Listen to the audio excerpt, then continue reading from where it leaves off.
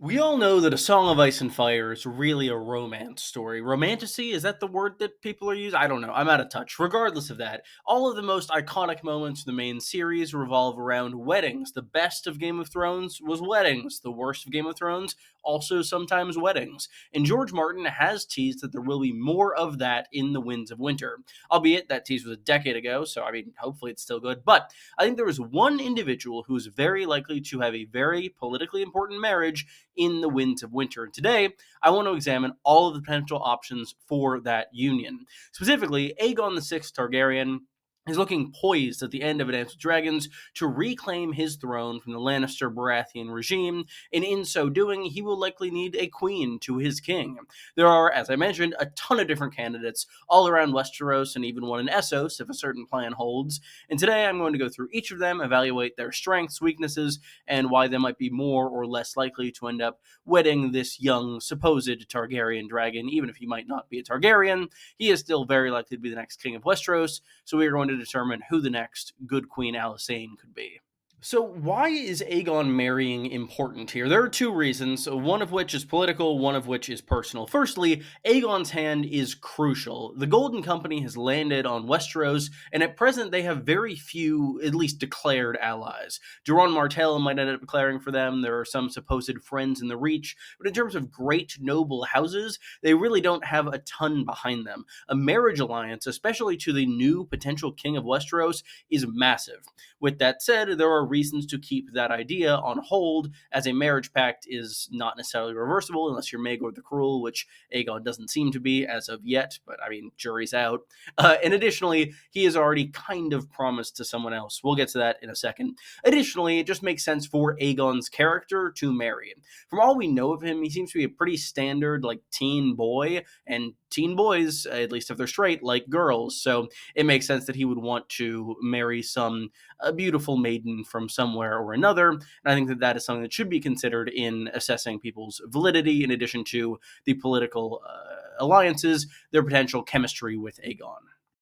In talking so much about Aegon's cause and claim on the Iron Throne, I am wondering, who do you support in the Winds of Winter? What claim do you think is going to be the best? Who do you want to see ascend the Iron Throne? I'd love to hear your opinions in the comments below. While you're down there, be sure to leave a like and subscribe. It really helps the channel, it's free, and it's just nice to see on videos.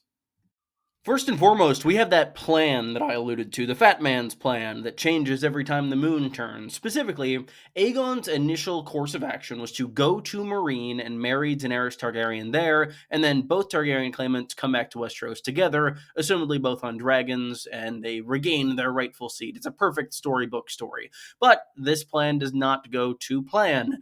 Specifically, Daenerys decides to stay in Meereen and rule. While she's there, she marries his daughter Zolorak, much to both Aegon's chagrin and Quentin's chagrin, and he is really kind of left in the lurch.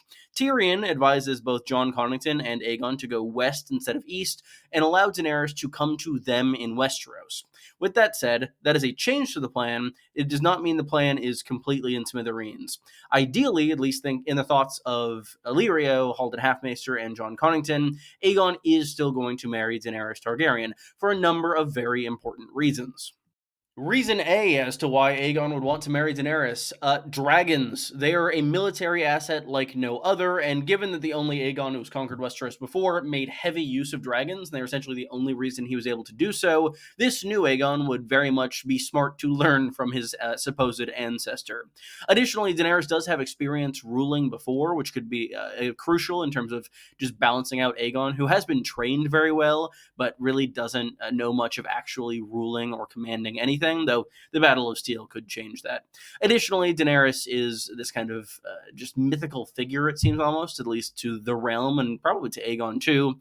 And additionally, the image of a Targaryen wedding another Targaryen is something that, while gross and bad, is commonplace in the mind of the Westerosi commoner. It could be another way to signal both Aegon and Daenerys' legitimacy, and combining their two causes ensures that they will not be warring against one another.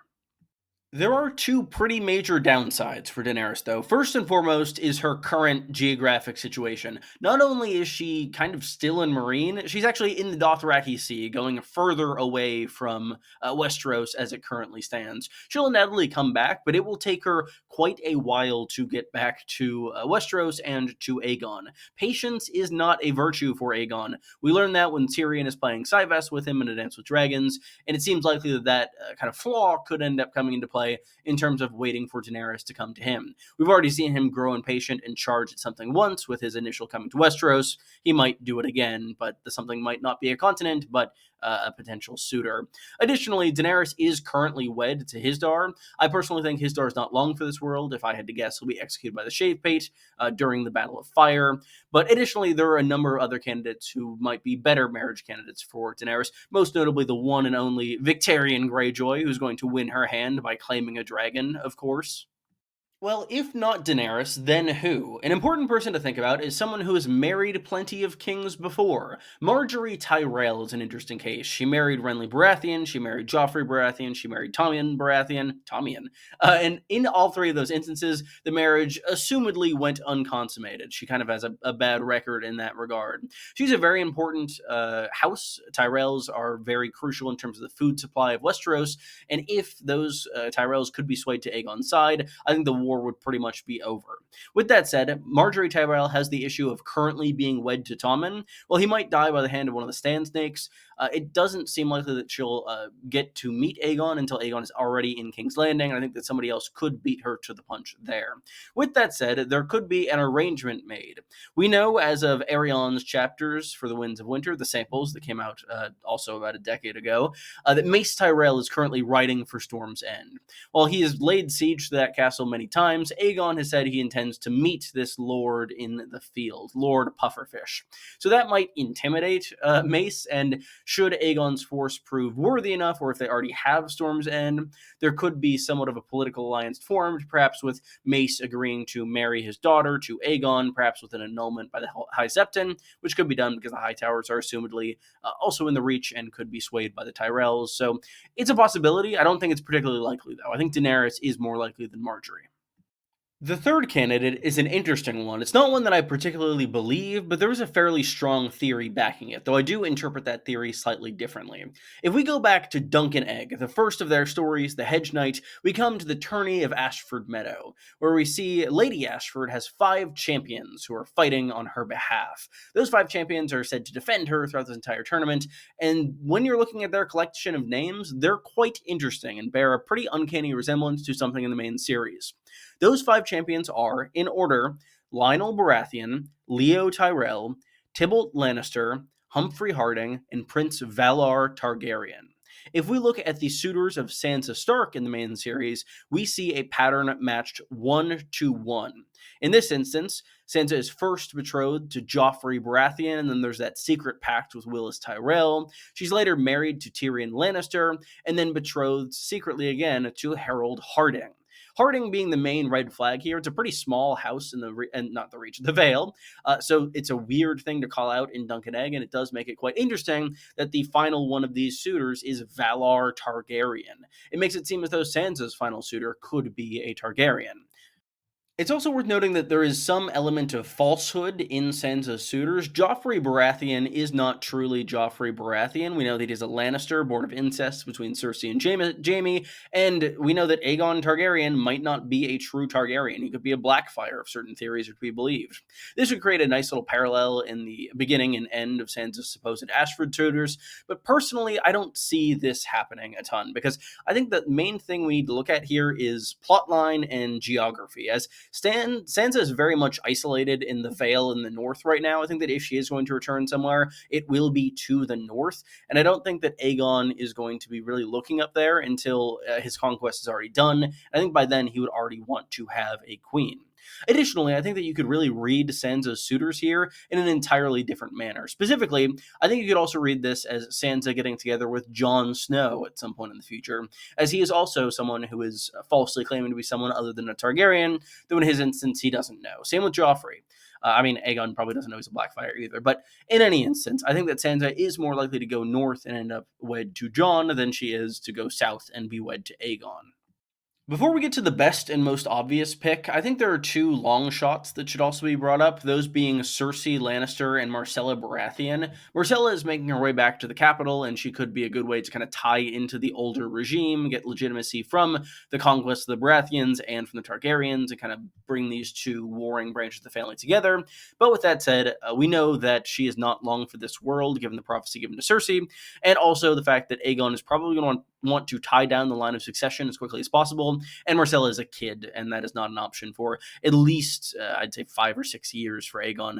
And additionally, Cersei is another candidate. The Lannisters are very rich and very powerful, and she is without a husband at present. But I think she is much more likely to end up married to Euron than Aegon, as by the time he arrives in the capital, she is almost certainly going to be out of popular favor, given that that'll be after her trial. And I think that in her trial, she'll likely win her innocence, but her reputation will take a massive hit after something or other happens. Maybe she'll blow up the Sept. Maybe that Robert Strong will be revealed to be the undead Gregor Clegane. I think it's more likely to be the latter than the former.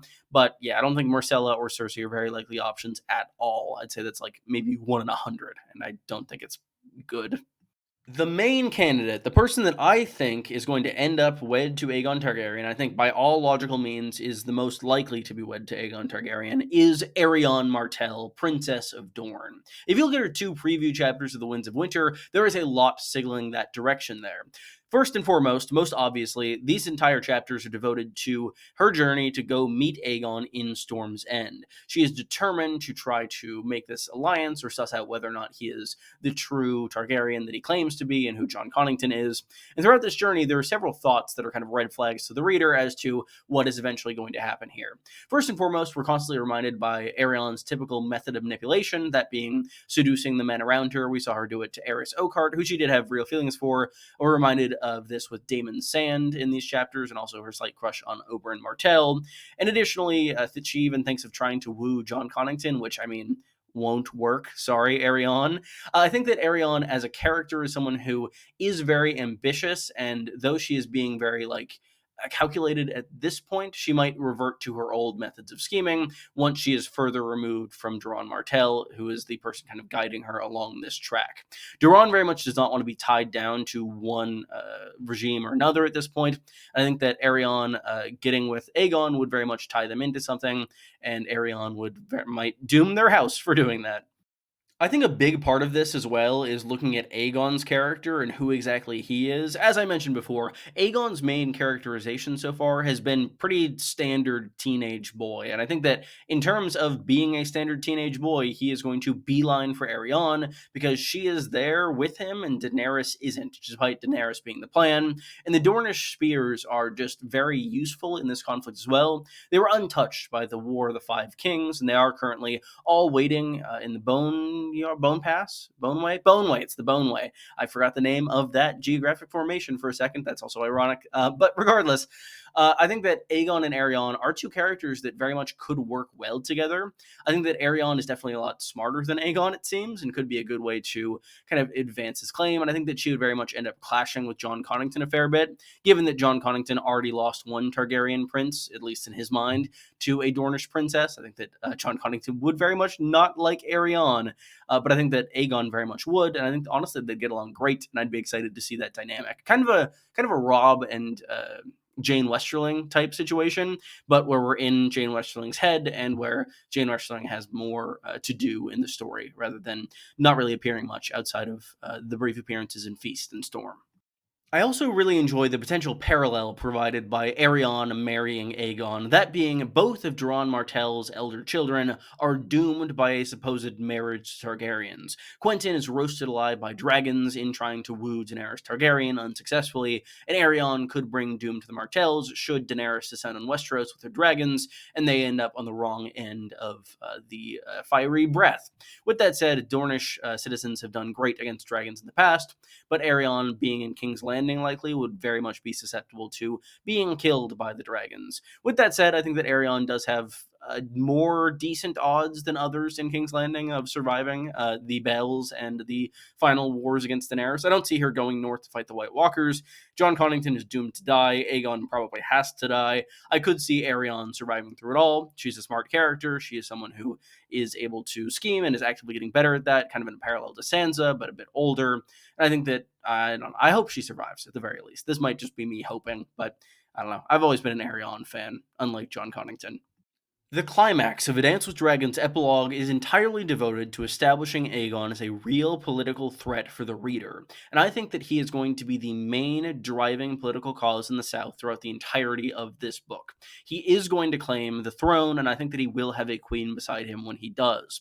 I think that Arion is going to be someone that really guides him throughout everything, and I think that Aegon as a prince is someone who's beginning to want to do things for himself. We saw it with going to Westeros, we see it with his last line in The Griffin Reborn, saying he means to lead the battle at Storm's End, which is, I mean, a bad idea, but it'll be good for giving him more experience. I think that Aegon's story is going to revolve around him continually being rewarded for the terrible state of Westeros and rushing ahead regardless, heedless, feckless, if no like regard for anything else, until Daenerys ends up just ultimately vibe checking him because he really isn't thinking very much and should have waited for her.